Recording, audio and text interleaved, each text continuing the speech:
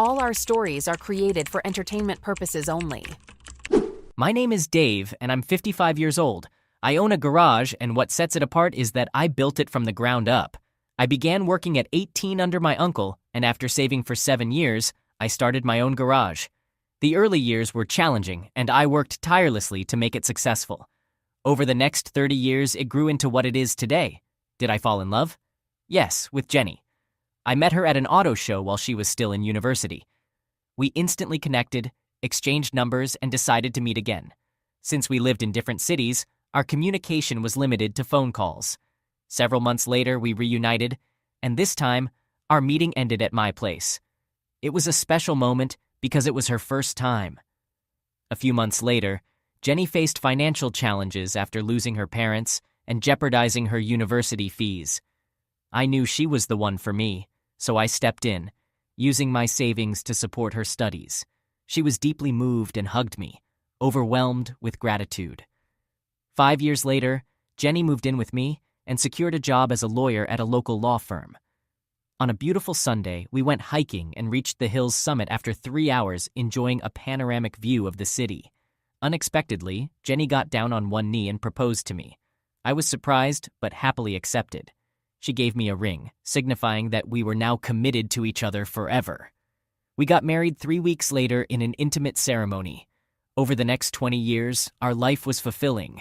We welcomed 2 children, Maria, 19, and James, 18, both of whom are now independent, with Maria pursuing her university education and James serving as the lead guitarist in a local rock band. With our kids out of the house, I was content with my life. I had never pursued higher education and had been perceived as a tough guy, which didn't bother me. However, things began to change with Jenny. After 20 years of marriage, I knew her inside out, including her thoughts, behaviors, and even her deceptions. She started working late frequently at her new job, which she had taken up a year ago. The position came with more money and glamour, and her new boss, a famous lawyer known for high-profile court cases, was someone I didn't particularly like. I never expected our paths to cross. After observing Jenny for about 3 months, I confronted her about her late nights at the office. I'm typically a gentle soul, but this time was different. She had never seen this side of me. After about 20 minutes of intense questioning, she finally broke down and confessed. She confessed to having an affair with her new boss. I had a straightforward question. Why? I told her, "You married the same man I was 20 years ago. I haven't changed or upgraded. I wear modest clothes, have a rugged appearance, and may not fit society's standards. But I've always agreed to your desires, acted as a husband, and provided for our family. You want someone better? Someone you can proudly introduce as your equal. You're looking for a dominant alpha male." I gazed at her and inquired, "Are you leaving our 25-year-long marriage just because I don't fit into your social gatherings and don't dominate or mistreat you? Does that make me a bad husband? I put our 2 kids through college and supported your journey to becoming a lawyer. And now I'm not good enough?" She attempted to assert herself, saying, "You should understand and accept this situation. I'll be with my new lover and you should too.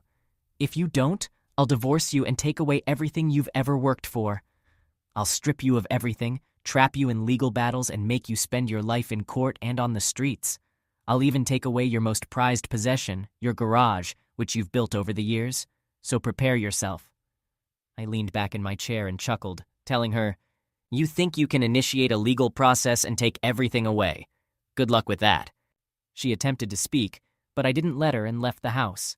The next morning, I caught a glimpse of Jenny but left for work without uttering a single word. Once I was gone, Jenny reached out to her lover. She greeted John, noticing his upset demeanor, and shared that I had discovered their affair after confronting her that morning, leading her to confess everything. John acknowledged the complexity of the situation, but reminded her that it wasn't catastrophic, considering they had previously contemplated such a scenario. Jenny admitted knowing this, but expressed how difficult the reality was, highlighting our long history together, including our marriage and children. She queried John about his conversation with me, to which he admitted he had followed their predetermined narrative without denial, citing his poor lying skills. He explained to me that Jenny, being a successful career woman and lawyer, sought someone more dominant and equal to her stature, contrasting with her life married to a mechanic. Jenny acknowledged John's summary, but requested they not disparage me too much, noting my achievements and contributions to our family. She reflected on our conversation, feeling her desires for someone like John seemed justified until she remembered the support I had provided over the years. John inquired if she had disclosed everything to me, including the potential implications of a divorce supported by her company.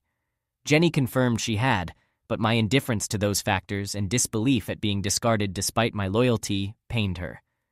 She attempted to explain her feelings to me, but doubted I understood, expressing her fear of losing me. John reminded Jenny of her admiration for his physical attributes and the intimacy they shared, which she had allegedly not experienced with me. He promised to continue providing her with what she felt was missing in our marriage, asserting his position as the alpha male in her life. John planned to confront me with documents intended to intimidate and overwhelm, including orders to keep me away and freeze my company's bank accounts, using tactics meant to confuse. Jenny expressed uncertainty, haunted by my reaction that morning, indicating her conflicted feelings and the complex emotions involved in their affair and its impact on our marriage. In the afternoon around 2 p.m., the guy who thinks he's the top dog showed up at my garage. He mentioned Jenny probably told me they'd keep seeing each other and then hinted at why I'd have to be okay with it. He wanted to set down his briefcase and started bragging about owning the company where Jenny works, having access to a bunch of lawyers skilled in winning cases, especially in divorce law. He didn't mince words about using them against me. He laid out a bunch of papers he was ready to file that morning, including a divorce petition Jenny had signed, a document to freeze my company's accounts, an order giving me a day to leave our house, and 4 restraining orders to keep me away from him, Jenny, her place, and where they work. He made it clear he planned to tie me up in legal battles until I was broke and desperate. He acknowledged I was physically stronger but preached that brains beat brawn these days. He suggested we keep things as they've been, with him seeing Jenny and me getting time with her when she wants. He figured he'd get bored of her eventually, and she'd be back with me full-time. He finished his spiel by saying if I had been everything Jenny needed, this mess wouldn't have happened. He advised me to take it as a chance to better myself and to assert myself more with Jenny. He claimed he got her attention by being decisive, not by being the nicest guy. He asked when I'd get what being an alpha male really means. I decided actions spoke louder than words. I stepped forward and punched him, causing quite a bit of damage. He ended up slumped against the wall, looking shocked on the part of his face that wasn't hurt. That was my first lesson to him. Before he could really process the pain, I picked him up only to knock down again, leaving it on the floor. That was lesson number 2. Then my boot came down on the hand, breaking some bones, then 3 ribs. I pointed out these were lessons 3 and 4, and asked him to keep it down because I was trying to teach him something. I mentioned how he made me break a promise to never use my size and strength for harm. I had intended to keep him out of Jenny's mess until he provoked me. Even a gentleman has his breaking point. I then put my foot on the throat to make sure he was paying attention, explaining the real meaning of alpha male comes from how wolves operate. I told him he might think he's the alpha in his office, but in the real world he didn't measure up. I called him out for not bringing a witness, calling it a foolish move. I laid out his options. He could report me and face all sorts of uncertain outcomes, or he could take this as a lesson about meddling in others' marriages. I told him to get lost because he made a mess in my workshop. So much for being an alpha, I thought. Jenny called John that evening, mentioning she was still at work and wondering where he was. John told her he had been admitted to the hospital after spending 3 hours in the ER because he underestimated me and decided to confront me alone, resulting in a broken nose, hand, some ribs, and possibly his cheekbone. Jenny couldn't believe it, saying I had never been violent as far as she knew. John insisted it was true and even offered to show her the x-rays. Jenny was shocked, finding it hard to believe that I could do such a thing. She wondered if there was a way to prevent John from going to the police, arguing that despite what happened, I didn't deserve to go to prison. John told her the police had already visited him, but he lied, saying he was hit by a hit-and-run driver because I had warned him of further suffering if he pressed charges. He decided to keep quiet to avoid further harm. The next day, Jenny visited John in the hospital, explaining her ordeal of driving around. not knowing if it was safe to go home, finding the locks changed, and discovering all our bank accounts emptied and credit cards unusable. She asked if John could help her by getting one of his divorce lawyers to start the process of getting me out of the house and if she could stay with him until then. John refused, saying it was too risky for him, and even fired her from her job, offering 4 weeks of severance if she left immediately, and conveyed to me that he had fired her. Jenny was desperate, pointing out that she was left with nothing, but John expressed his fear and insisted he was just trying to survive. He called her actions pathetic and criticized her for thinking she was trading up by being with him, calling her delusional for being serious about someone willing to cheat. On the same day, Jennifer sat in her silent car on the side of the road. Her credit cards were declined and she had run out of cash. I had not thought that canceling her phone service was being calculatedly cruel. She was driving towards the city where her 2 children now lived, seeking refuge. In all the years, they had never let more than an hour pass before responding to her messages. She had started calling them that morning after 10 a.m. Checking her messages again, she found none. Jenny sighed, grabbed her useless handbag, and stepped out of the car. Straightening her skirt, she walked to the side of the road and stuck out her thumb. I approached in a beat-up van and couldn't help but smile as I saw the lone woman on the side of the road. I wouldn't describe myself as an alpha male. Even I knew that loners could never be described that way. Apex predators hunt alone. I stopped the van near her, and she looked shocked. She seemed to consider running, but her body refused, and she stood there frozen. I climbed down and asked her to get in. "We need to talk," I said. She got in, and I told her to prepare the divorce papers. No alimony, no share of my assets. Everything I own stays with me. Everything you own remains yours, including all the jewelry I bought for you, which you will return. You can state any reason you want for the divorce. I don't care as long as you're out of my life. After the divorce is finalized, you'll leave town and never look back. You may talk to my kids and meet them in my absence, but only if they want to meet you. Your belongings will be packed and ready for pickup from the house by 10 a.m. tomorrow morning. You must come and pick them up. If they're not picked up by 11 a.m., they will be destroyed. Is that clear? She nodded, and I inquired about when I could get the papers. She mentioned it would take a week, and I insisted it should be on my desk within the next 5 days. She nodded again. As I looked at her, she appeared as if she had seen a ghost. I smiled, asked her to leave, and then drove away. The next morning by 10:30 a.m., she had retrieved her belongings, and 5 days later she delivered the divorce papers, citing irreconcilable differences. I chuckled. A few months later, I was a free man. I regret that my marriage fell apart. I regret that Jenny couldn't grasp the concept of loyalty. I regret that she believed I couldn't change my appearance to become a more presentable husband. She failed to understand that she could have been seriously hurt if a 6 5 inches guy attempted to dominate her in bed. I would have tried to save my marriage, talked to my wife, but she chose to threaten me with consequences. That's a point of no return for me. I'll continue my life alone, and perhaps one day I'll pass alone. Story 2. A while back, I had a relationship with a girl that turned out to be pretty awful. She was overly controlling and offensive, and eventually things took a nosedive, leading to our breakup. I carried on with my life, and after a few years, I landed a decent job that covered my needs, allowed for a comfortable lifestyle, and enabled me to save some money. Then, a few months into my new job, my ex-girlfriend reached out to me. Initially, she requested a conversation, and I thought she might want to reconnect or discuss something important. To my surprise, she arrived with a 5-year-old child, claiming he was my son and insisting on child support. I was skeptical, but the child's age matched the period since we had last been in touch. I sought advice from a friend who was also a lawyer, and he suggested trying to resolve the matter without involving the court. I proposed taking responsibility, covering all expenses, and actively participating in the child's life, contingent on a DNA test. Everyone agreed to this plan except my ex-girlfriend, who reacted with indignation and demanded the money she believed she deserved. She employed various excuses and even contacted my family to accuse me of evading responsibility for her child. When she exhausted her excuses, we proceeded with the DNA test, and the results were shocking. It turns out I was not the father. She was furious about the outcome and complained about the money, asserting that it was unjust and that she deserved it. Nonetheless, her demands went unmet. Fast forward to last week when there was a small gathering at my parents' house.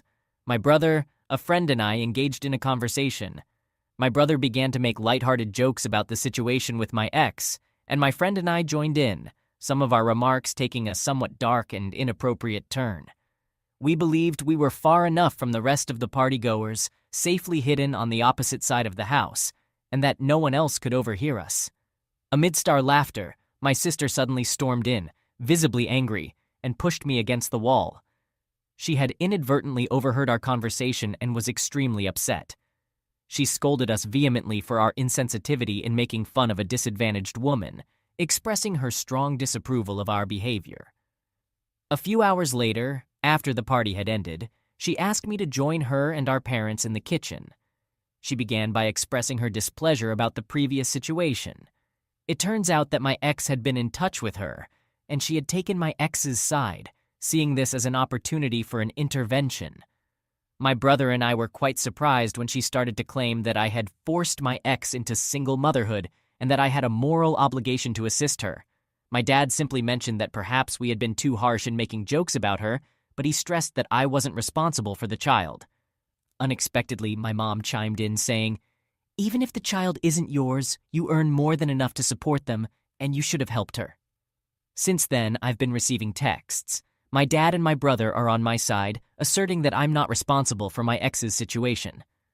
However, my sister continues to berate me, accusing me of ruining their lives. My mom, though, simply said, "It's your decision, and I respect it. I'm just very disappointed that you've turned out to be so selfish.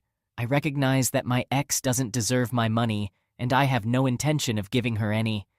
Yet, the constant harassment from my sister, trying to make me feel guilty, is truly draining." It's been a while since my last update. After my previous post, I went through all the comments and decided to share them with my mother. We had a conversation about the situation.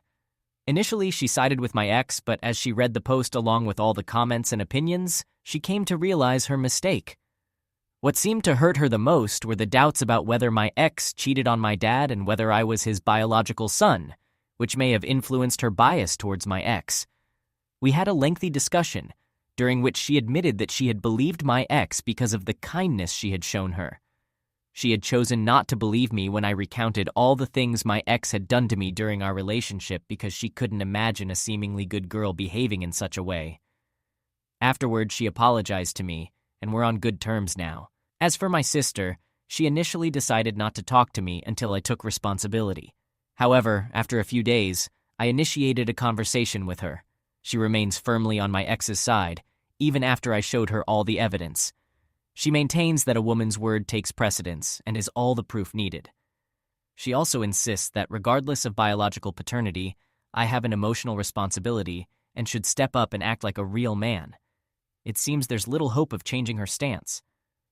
Regarding my ex, I did some research and discovered that shortly after our breakup, she began dating another guy. Or perhaps she was seeing him while we were still together. I'm not certain.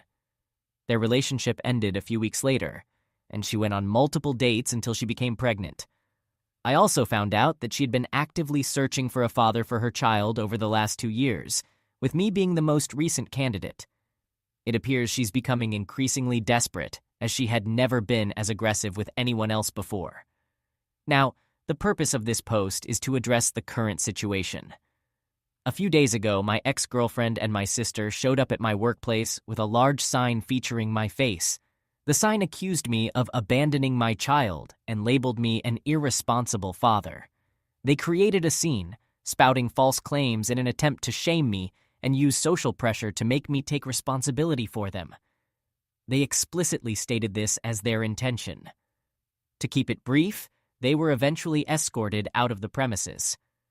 However, I faced consequences for the disturbance, despite presenting all the evidence and legal documents proving their lies. I was warned that such an incident must never happen again, or I could lose my job. Subsequently, I reached out to my lawyer friend, and we are currently drafting a comprehensive and detailed legal document against both my ex-girlfriend and my sister. They pushed things too far, and I am now pursuing legal action against them with full force. Perhaps this will be enough to make them back off and leave me alone. Update. First and foremost, I am restricted from discussing the lawsuit in detail. The most I can share is that my ex-girlfriend was extremely alarmed when she learned about it. She is now pleading to have it dropped, offering to retract all her statements, cease bothering me, and never contact me again. She even attempted to guilt-trip me by claiming that I would ruin her and her son's lives. However, I no longer care about being the good guy. She crossed a line with me, and now I'm fighting back. As for my sister, initially, the lawsuit made her behavior even worse. Since her attempt to shame me at my workplace didn't yield the results she desired, she took her campaign to social media, spreading false accusations about me abandoning my child or not taking responsibility. She also portrayed my legal actions as acts of censorship and misogyny. In the end, this will likely backfire on her, as I can easily refute her defamation claims, and her actions provide more evidence in our favor. Anyway, this journey is going to be long, and we've just started. Recently, we had a Christmas gathering at my parents' home. We use this occasion every year to have a big family party before Christmas. I had my reservations because I didn't want to be around my sister. However, after some relatives assured me that she wouldn't be present, I decided to attend. Big mistake. She was there. Mom felt that despite everything that had happened, I was taking things too far. She wanted us all to come together as a family to resolve this issue. As soon as I understood her intentions, I tried to leave, but some relatives prevented me while my mom cried and insisted that I needed to stop, claiming I was tearing the family apart and should learn to forgive and let go. I realized that despite everything, even when she knew I was telling the truth, she was still on my sister's side. I managed to get out of there, telling her that I wouldn't attend any family events if my sister was there and to never attempt this again. At this point, almost all my family members are aware of what my sister did. Some of them think my sister is irrational, while others believe she's crazy, but they also think I'm taking things too far. A couple of days ago, Mom invited me to spend Christmas with them. I was hesitant to go after what she had done, but I decided to give her a chance after she promised it wouldn't happen again. However, not only had she planned to repeat the same situation, but my brother also warned me that this time she intended to trap me until I forgave my sister and stopped the nonsense. I called my mom and informed her that I was aware of her plan and that I was done with both her and my sister. I told her not to contact me until she realized she had supported the wrong person and to apologize. Needless to say, she tried to call me numerous times in the following hours, creating a lot of drama when I didn't show up for Christmas. But once again, I'm tired of being the good guy. So, that's the current situation. I hope all of you had a pleasant Christmas, and I wish you a happy and drama-free New Year. Update. Many events have transpired, and significant changes have occurred. Regarding the lawsuit, in short, I emerged victorious. We never had to go to trial. Everything was resolved through conciliation meetings. My lawyer's strategy involved including a multitude of allegations, ranging from harassment and defamation to attempts to jeopardize my job and parental fraud. The aim was to intimidate them thoroughly, and if that failed, there would be numerous charges against my ex and my sister. My sister brushed it off as a bluff and continued to post her nonsense on social media. She now regrets it because every word she posted against me came back to haunt her when used as evidence. My ex retracted all her statements more easily, seeking my forgiveness upon realizing the extensive consequences she would face. She ultimately agreed to settle the damages out of court and left my sister to face the battle she initiated. When my sister grasped the magnitude of the situation and the fact that she was now alone with no chance of winning, she panicked. She deleted every post she had made, attempting to pretend she had never done what she did. Unfortunately for her, we had all the necessary backups, screenshots, and recordings. During the final conciliation meeting, she broke down in tears, pleading with me to forgive her and spare her from this ordeal. However, she had brought this upon herself. She had numerous opportunities to stop, but she persisted and now faces the consequences of her own recklessness. She had to pay me a significant amount, along with covering all the legal costs. My mother assisted her in making the payment, but now she carries a substantial debt as my dad demanded repayment over time. For a few months, she held resentment toward me for my actions. However, we eventually had a conversation and began to repair our relationship. It remains strained, but it's gradually healing. She confessed that initially she believed she was fighting for a just cause, defending a needy woman in her mind. She was convinced she was doing the right thing, influenced by her friends who encouraged her to fight on, face me, and ensure I fulfilled my obligations. She thought she was fighting for the sake of other women. These ideas were supported by her friends, who cheered her on and urged her to stand up to me. But when things became too real, and she realized there was no way she could win, all those friends disappeared. My ex abandoned her, and those who had offered their support wished her luck and distanced themselves. She had no choice but to surrender. So that's how things concluded with them. And for those who suspected, no, my sister and my ex were not in a romantic relationship. I have no idea where my ex is, and I couldn't care less. She paid her dues and disappeared, and I sincerely hope to never cross paths with her again. Some individuals have accused me of going too far with her, with some even labeling me as a monster for ruining a single mother who was already facing difficulties. Others have criticized me for not being loyal to my family by taking the issue this far instead of resolving it within the family. At this point, I've reached a point where I no longer care. My mother. Throughout the months that the conciliation process unfolded, my mom sided with my sister. On numerous occasions, she attempted to persuade me to stop, ranging from asking me to let it go to trying to guilt-trip me using every means possible. She even threatened to disown me, claiming she wouldn't consider me her son anymore or separate me from the family. However, in the end, she couldn't follow through with her threats and remains resentful. Throughout those months, and even after everything concluded, I kept wondering why she acted this way, consistently favoring everyone else's side over mine. So, after receiving advice from multiple people to do so, I finally took the following step: the DNA test. After discussing it with my brother and dad, we all agreed that my mom's behavior was highly unusual. Due to everything she had said and implied, my dad grew increasingly suspicious, to the point where he was certain she had done something. After a heartfelt conversation, a few tears, and a promise that regardless of the test results, my dad would always be our father, we decided to proceed with the DNA test. It confirmed that both my brother and I are indeed his sons.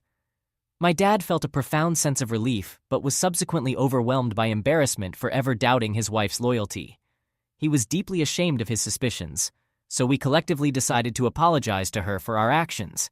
I initiated the conversation about the DNA test and asked to be the first to apologize to her. That night, we all gathered at my dad's house, sitting around the table.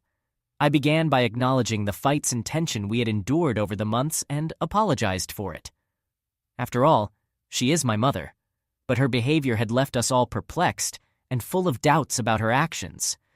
So I suggested that we all undergo a DNA test. The moment I mentioned it, my mom erupted in anger. Within a split second, her face turned red, and she launched herself at me, grabbing my hair, scratching and hitting me while screaming phrases like, "Why did you do this?" and "I hate you." My father and brother had to pull her away from me, and she immediately began pleading for forgiveness from my dad. My dad was taken aback, and when he informed her that I was about to apologize to her because the results indicated we were his sons, her face displayed a mix of fear and desperation. Her reaction revealed everything. I had never seen my dad so furious. She admitted that she had an affair a long time ago, which lasted until she became pregnant with me. She was uncertain whether I was my dad's child or her lover's because they rarely used protection, and she allowed him to ejaculate inside her multiple times.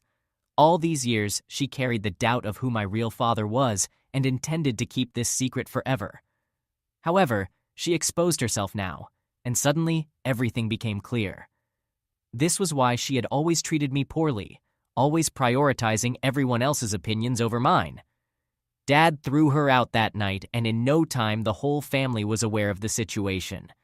We informed them in case she tried to spread any falsehoods, which she detested.